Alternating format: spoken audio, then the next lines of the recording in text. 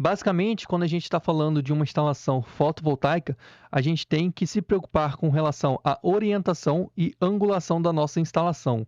Então, para isso, é muito importante que a gente preste atenção em relação à longitude e à latitude do local onde a gente vai fazer a nossa instalação. É importante a gente também ter ciência de que existe uma região, principalmente próximo à linha do Equador, onde a radiação ela é maior. Então, nessas regiões próximo ao Equador, a gente vai ter um ambiente melhor para instalações fotovoltaicas. A gente vai entender também futuramente que a temperatura alta, como por exemplo aqui no deserto do Saara, não é o ideal para instalações fotovoltaicas, porque a temperatura alta ela acaba prejudicando a geração de energia.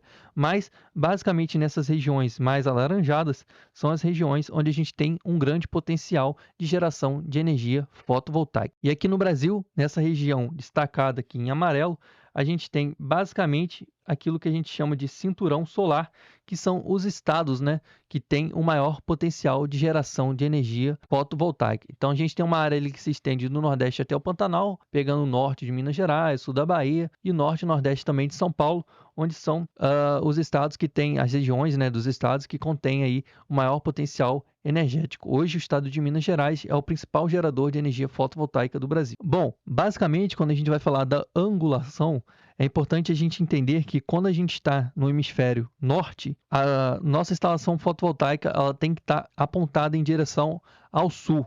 E quando a gente está no hemisfério sul, como aqui no caso do Brasil, a nossa instalação fotovoltaica ela tem que estar apontada para o norte, né? E existe também uma angulação ideal para a geração do nosso sistema fotovoltaico. Esta angulação deve ser similar, muito próxima ao ângulo da latitude. Quanto mais próximo do ângulo da latitude, melhor é a nossa geração fotovoltaica. Através das informações de orientações e angulação, a gente pode estar dimensionando a nossa hora de sol pleno, ou também, em algumas bibliografias, hora de pico solar ou HSP. É através dela que a gente vai estar dando início aí ao nosso dimensionamento do sistema fotovoltaico. Basicamente, a gente tem uma média, né, de horas de sol pleno, ou seja, as horas que o sol está com maior potencial de geração de energia fotovoltaica, e a gente pode estar obtendo esses dados também no site do Cresesb. Eu vou estar mostrando para vocês algumas ferramentas que a gente pode estar utilizando futuramente aí no nosso dimensionamento. Mas basicamente, no site do Cresesb a gente vai conseguir essas informações utilizando a latitude e a longitude da nossa localização. Essas informações a gente pode conseguir no Google Maps. Então, a gente vai pegar a latitude e a longitude no Google Maps, inserir no site do Cresesb e conseguir o gráfico, né, que demonstra aqui a média. A gente tem que janeiro, fevereiro, março até dezembro. Então, a gente tem uma média.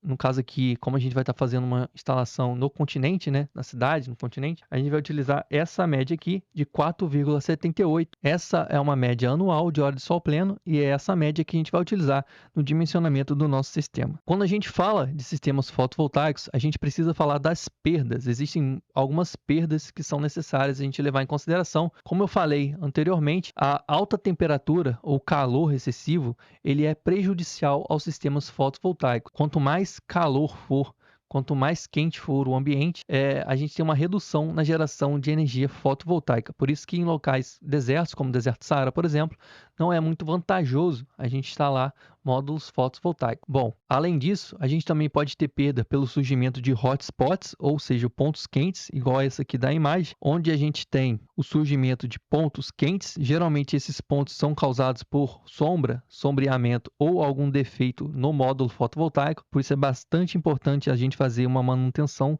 sempre periodicamente dos módulos e checar se tem alguma interferência, porque às vezes um simples hotspot como esse aqui pode prejudicar toda a geração de uma string.